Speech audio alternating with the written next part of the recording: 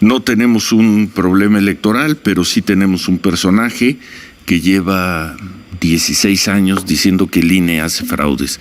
Ese personaje fue un candidato derrotado a la presidencia 2 veces y hoy es el presidente de la República. Y no paró de repetir que el INE hace fraudes y, por cierto, pocas voces salieron a hacerle frente, Ciro. Pero pues lo cierto es que es un mal desenlace, Ciro, para este durísimo, agrio debate y enfrentamiento del presidente López Obrador, muy concretamente contigo y con Lorenzo Córdoba. Los cambios, dice que pronto los consejeros del INE van a ganar menos que el presidente, que era otro tema casi religioso del presidente. Hola, ¿qué tal, Jacobs? Pues completamente furioso Ciro Gómez Leiva, tanto Ciro Murayama, pero termina burlándose Ciro Gómez Leiva de Ciro Murayama, ya que están completamente furiosos por lo que pasó con la reforma electoral de AMLO, que le bajó completamente un muy buen milloncitos, nada más que 3.500 millones de pesos en ahorro. Así que bueno, sin más preámbulo, veremos de qué se trata y ahorita comentamos, ¿por qué no? Bueno, pues terminó después, como decías bien, 12:20, 12:30 de la mañana, ya de hoy, de esta madrugada la sesión. Perdón, 2 de la mañana con 30, 2 de la mañana con 40 minutos. Hay una comunicación más tarde de las redes sociales de la Cámara de Diputados, ya haciendo la sumatoria, pasadas las 3 de la mañana, pero luego de la ronda de oradores y luego ya la nota de reforma que dice impone Morena poda en el INE, aprueba oficialismo, desarmar al instituto, acusan opositores al vaso de ilegalidad. Dice, luego de la ronda de oradores que fijó posicionamientos, los diputados del bloque opositor abandonaron el pleno de San Lázaro en protesta por el desaseo legislativo, no participaron presencialmente en la votación. Jorge Triana encabezó esta protesta, esta foto que por ahí estaremos viendo en las próximas horas sobre él y muchos diputados que se pusieron un cubrebocas que dice México, que México hable. Leonel Godoy, por supuesto, dijo que el abandono... Leonel Godoy, ¿qué es quién? Él es el vicecoordinador de Morena en Cámara de Diputados. Dijo que esta actitud de abandonar el pleno era antidemocrática. Afirmó que las reformas a 6 leyes secundarias pretendían ahorrar 3,000 millones de pesos. Salomón Chertorivsky, diputado en este caso de Movimiento Ciudadano, dijo que la decisión no tenía precedentes, es una reforma espuria, un trámite vergonzoso.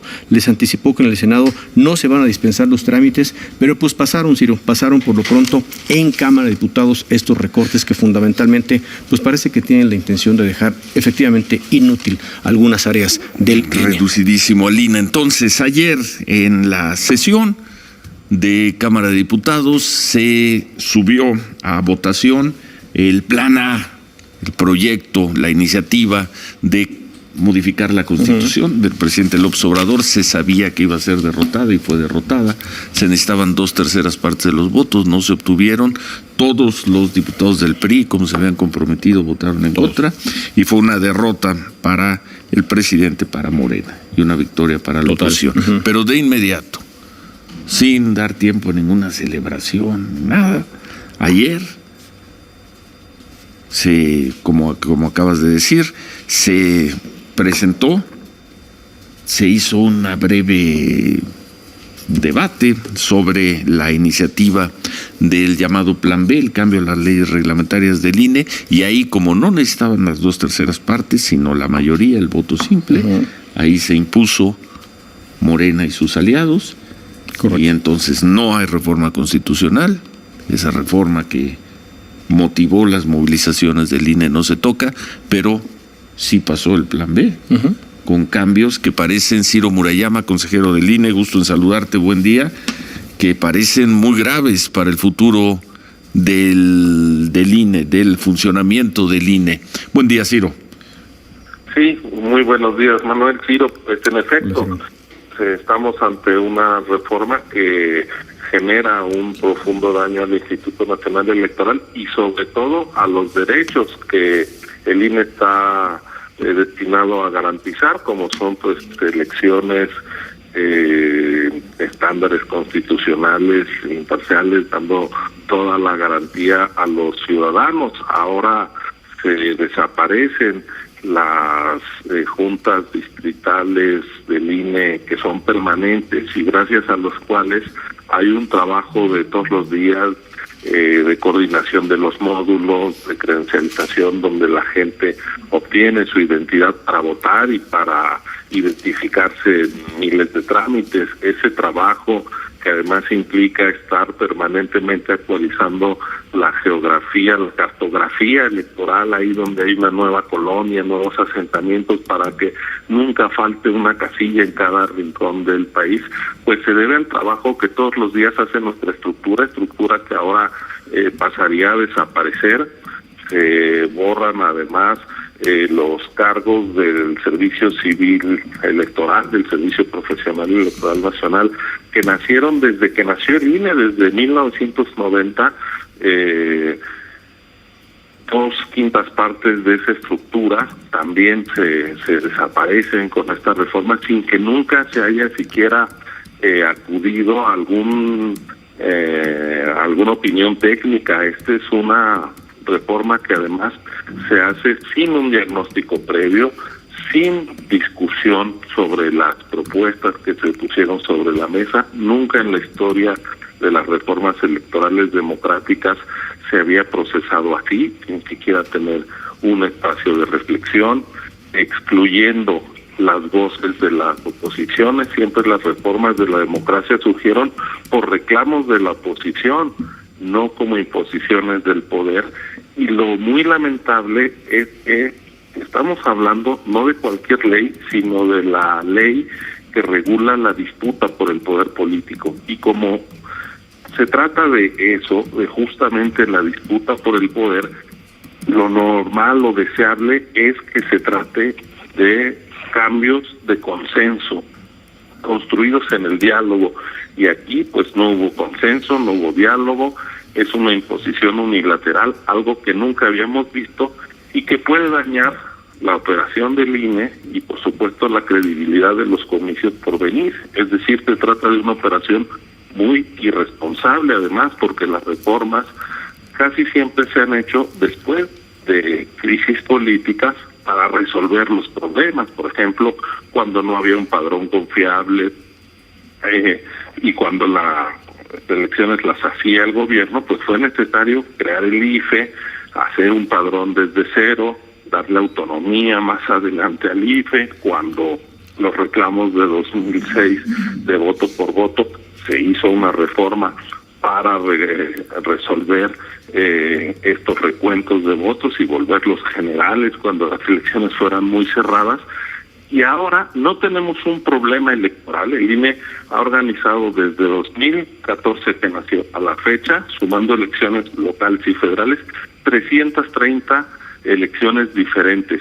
Y ninguna se ha resuelto con un conflicto electoral importante. Es decir, todo mundo pierde, gana, la gente vota en secreto, en libertad, y las elecciones no son parte de un problema. Hoy lo que estamos viendo es una operación en la cual, donde no hay un problema, se puede generar artificialmente. Antes las reformas eran para resolver problemas. Hoy lo grave es que sea una reforma que sea el inicio de un conflicto político de cara a las elecciones de 2024, porque se está dañando a la institución que justamente ha permitido que las elecciones ya no sean un problema, como es el Instituto Nacional Electoral. Bueno, no tenemos un problema electoral, pero sí tenemos un personaje que lleva 16 años diciendo que el INE hace fraudes. Ese personaje fue un candidato derrotado a la presidencia 2 veces y hoy es el presidente de la República. Y no paró de repetir que el INE hace fraudes. Y por cierto, pocas voces salieron a hacerle frente, Ciro. Y ahí están las consecuencias, ahí están los resultados, ¿no? También de debates que no se dieron en su momento. ¿Qué sigue? ¿Qué viene? Pues yo creo que primero que hay que analizar esto que yo creo que los propios legisladores que votaron ni siquiera pudieron conocer, porque analizar la reforma a 6 leyes, un documento de 307 páginas en unas cuantas horas es imposible. ¿Cuáles son las implicaciones? Aquí están hablando de que se trata de ahorrar dónde están los análisis financieros de dónde van a surgir esos ahorros, en fin. Yo creo que lo primero es uno como autoridad electoral, los medios, la ciudadanía, en fin, pues sí conocer de qué se trató esa propuesta, que pasaron pues con nocturnidad, de madrugada, sin que se haya podido conocer y ver sus implicaciones. Yo de entrada detecto que hay temas que pueden ser abiertamente anticonstitucionales. Por ejemplo, esto que les comentaba, donde vuelven las estructuras que están en la Constitución señaladas para el INE, como son sus juntas ejecutivas, ahora se les pone en la legislación secundaria que serán temporales, cuando llevan más de 30 años siendo permanentes. Si no fueran permanentes, la Constitución no señalaría cuál debe ser la estructura del INE. Bueno, la cambian a temporales, desaparecen el trabajo de operación de campo que hace todo el tiempo, y yo creo que eso pues es abiertamente contrario a la Constitución. Entonces habrá que hacer el análisis. Ojalá que la segunda cámara, la del Senado, pueda hacer un trabajo pues mínimamente serio, que permita conocer las implicaciones, que permita escuchar opiniones técnicas, incluso que permita que haya un debate político mínimamente informado entre los legisladores, y después hay toda una ruta en términos constitucionales para ver si esta reforma, este plan de cambio a la legislación secundaria es consistente con lo que establece la Constitución. Si no es así, habrá que seguir pues el camino que establece el artículo 105 constitucional para que los tribunales protejan a la ciudadanía de los excesos de la mayoría, como es en una democracia constitucional. Oye, a ver, corrígeme, si vamos a la hipótesis de que el Senado aprobará estas modificaciones esta semana, la próxima semana, antes de que termine el año. Estos cambios entran en vigor a partir de el 1 de enero. Pues mira, ese es otro asunto. Hay un conjunto de transitorios que hay que estudiar. Algunos hablan de cosas inmediatas a la publicación del decreto en el Diario Oficial de la Federación. Por ejemplo, están cesando al secretario ejecutivo del INE cuando él fue nombrado en los términos de la Constitución por la votación calificada de los consejeros del INE por 6 años, y ahora esa decisión la cambian desde una ley secundaria. Bueno, pues nos quedaríamos sin representante legal, sin la cabeza de toda la estructura organizadora ejecutiva del INE.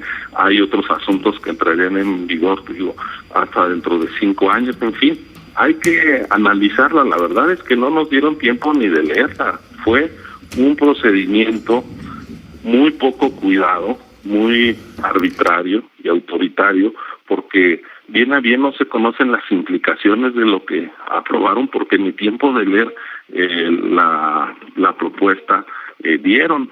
¿Cuándo una nación ha cambiado su ley de disputa por el poder? Así, que a la mitad de la mañana de un día se lance una propuesta desconocida para la ciudadanía en su conjunto, para los distintos grupos políticos, y unas horas después se vote sin discusión, sin dictamen incluso de las comisiones. Pues yo creo que es algo inédito, es cambiar las reglas más preciadas de una democracia, que son las reglas que permiten la coexistencia de la diversidad, la disputa pacífica por el poder, pues las cambiaron de manera radical. Pero es lo que hay. Permitir conocer ni qué hay, ¿no? Es lo que hay, es la mayoría de Morena y sus aliados, y deja al INE y al al proceso electoral mexicano en estas condiciones. Mira lo que acaba de decir Ciro Murayama. Estamos hablando con el consejero del INE, Ciro Murayama. Mira lo que acaba de decir hace 2 minutos en Palacio Nacional el secretario de Gobernación, Adán Augusto López. Sofía, ¿qué dijo? Buen día, Ciro. Buen día, consejero. Explica el secretario de Gobernación en Palacio Nacional qué es lo que incluye en estas reformas a las leyes secundarias, y entre ellas menciona el secretario que se reconoce constitucionalmente que no puede ya el Instituto Electoral o el Tribunal Electoral imponer penalidades o negar el registro de candidaturas sin que haya más allá de los requisitos que constitucionalmente están señalados para participar, es decir, no podrán anular candidaturas, y el secretario de Gobernación dice esto se reconoce constitucionalmente. Constitucionalmente, Ciro Murayama. Pues si no cambiaron la Constitución, fíjate nada más, está hablando de cambios constitucionales a partir de una ley secundaria, y primero votan la ley y luego la explican.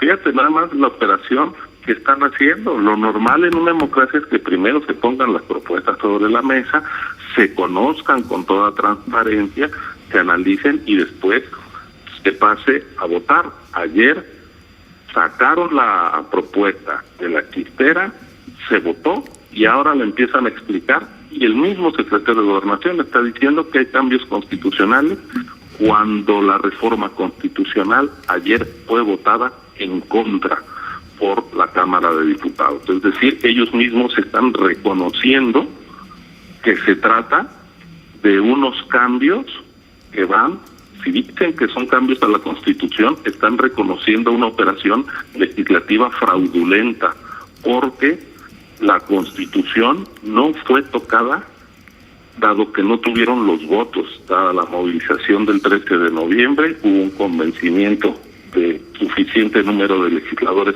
para que no se afectaran los pilares básicos de nuestro sistema electoral que funciona y que ha permitido las alternancias, que ha permitido estas elecciones. No hay un solo cargo de elección de los muchísimos que tiene Morena en el país que no haya surgido de elecciones limpias, auténticas, organizadas por el INE. Y eso es lo que ahora se está tratando de demoler. Y bueno, yo creo que es muy elocuente esta declaración del secretario de Gobernación de que cambiaron la Constitución a través de la ley. Se reconoce constitucionalmente, ha dicho Adán Augusto López. Pues veremos qué ocurre en el Senado. Vamos a ver ahí al senador Monreal, quien más de una ocasión dijo que o puso en duda que este plan B o esta modificación a leyes reglamentarias pasara en automático en el Senado. Vamos a ver cuándo ocurre esto.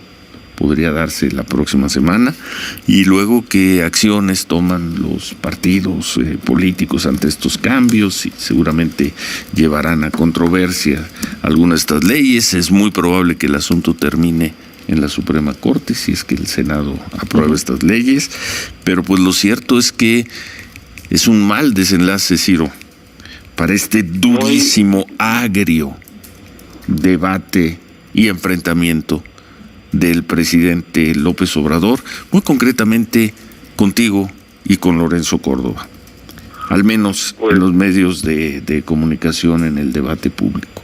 Es un mal desenlace. Se frenaron los cambios constitucionales, pero el presidente López Obrador nos iba a dar graciosamente por vencido, consejero. Y mira las consecuencias. Este no es un daño a dos funcionarios que además... Lo entendemos, pero el debate se dio esencialmente del presidente y lo refería a Lorenzo Córdoba y a Ciro Murayama. Pero el daño es a la democracia mexicana y a los derechos de toda la ciudadanía. El problema es que se puede poner en riesgo el método pacífico ordenado para renovar nuestros poderes.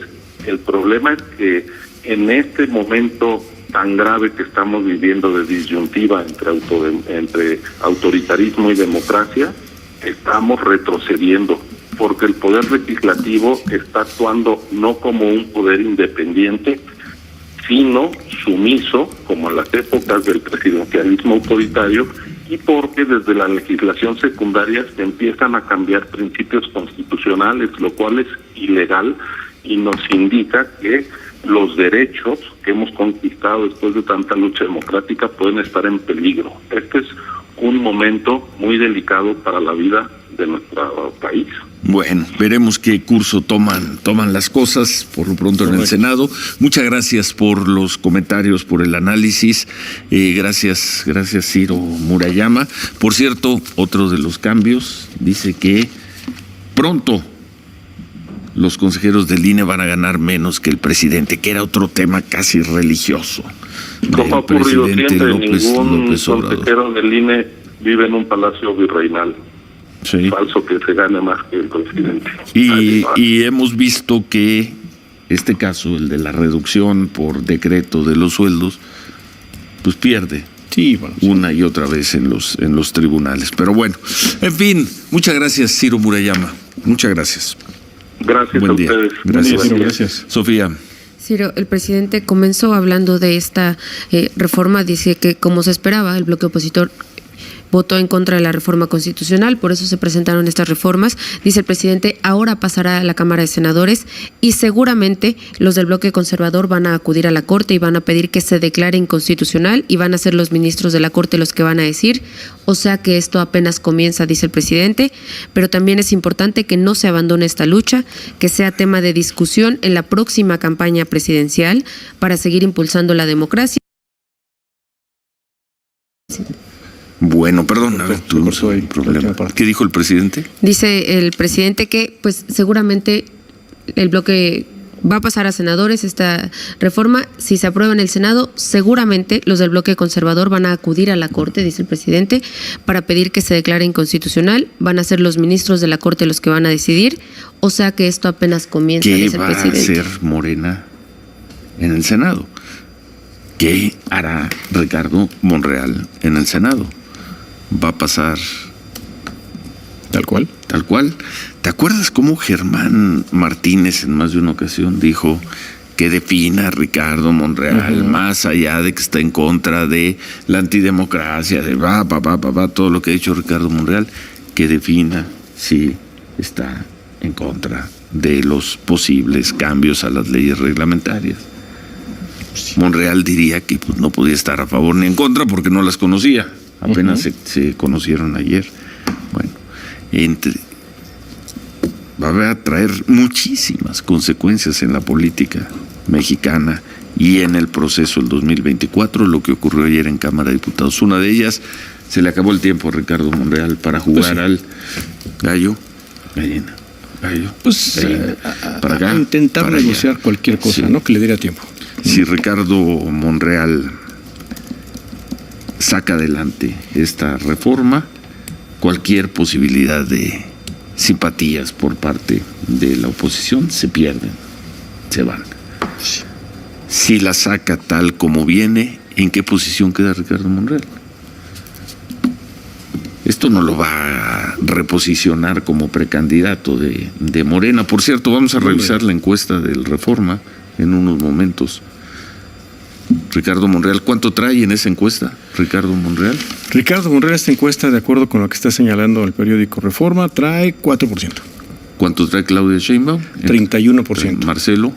25%. Entonces, bueno, Ricardo Monreal no tiene ninguna posibilidad de ser candidato de Morena. Haya debate, haya votación directa. ¿Qué hará Monreal y los suyos? Pues, que podrían tener los votos para parar estas modificaciones en el Senado. ¿Lo sabremos en qué te gusta? ¿En 8 días máximo? Pues podría ser. Sí, podría ser. Sí. Se le acabó el tiempo a Monreal también.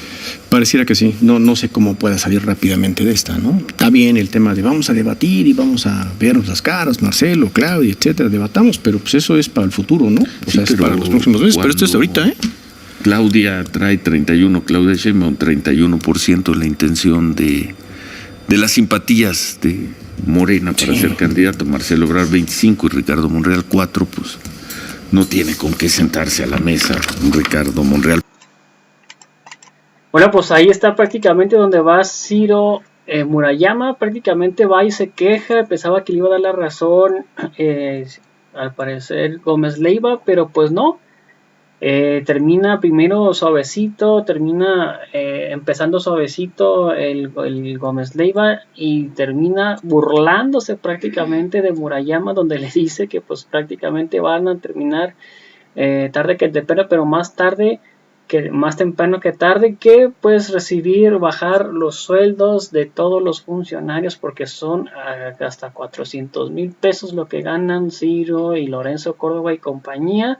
Van a hacer un recorte espectacular en lo que viene siendo en el INE. Esto pues prácticamente ya lo dijo AMLO, 3.500 millones de pesos se van a ahorrar. Todo eso se va a ir prácticamente a programas o simple y sencillamente a infraestructura para programas, sí, ya sea Sembrando Vida o pensiones o becas, o si no a infraestructura como terminar el Tren Maya, la refinería que ya está terminada y otras obras más como el nuevo tren de Tulum. Así que pues bueno, no sé ustedes qué opinan al respecto, y termina despedazando por completo y en definitiva al mismísimo Ricardo Monreal, al Monri, donde le dice que pues es que su tiempo ya se acabó, que Monri no tiene ninguna posibilidad de ser candidato con todo y su debate. Prácticamente lo hace pedazos porque está muy bajo. Se presumía que del 4, ahora bajó del 11 bajó hasta el 4, y pues claramente ya también los paniaguados y los pianistas lo desecharon, así que no, pues vete, ya hay cola, si quieres venirte, ya hay cola, fórmate y a ver si te toca. Increíble pero cierto. Así que pues bueno, sin más preámbulo, a toda la audiencia, gracias por el video. Recuerden, si pueden apoyar con estrellas que no afecten su economía, sería completamente fantástico. En las estrellas color dorado le presionas, están en los de 99, hasta que estén de estrellas, o al lado están 3 puntos color morado, le presionas, te va a aparecer en Quiero colaborar, y por solo 99 pesos mensuales en consideración y apoyo al canal, te lo agradecería muchísimo. Pues cancelar cuando quieras, o en caso de que no, me puede regalar un like en la página o una suscripción en YouTube. Darle like a los videos tanto en Facebook como en YouTube, comentarlos y compartirlos para que más personas lo vean, sería completamente fantástico. A toda la audiencia, gracias por ver el video, los invito a ver nuestro siguiente video. Hasta la próxima, bye, suscríbete al video, comentar, compartir y difundir para que muchas más personas nos vean. Nos vemos en el próximo video. Hasta la próxima, bye, suscríbanse.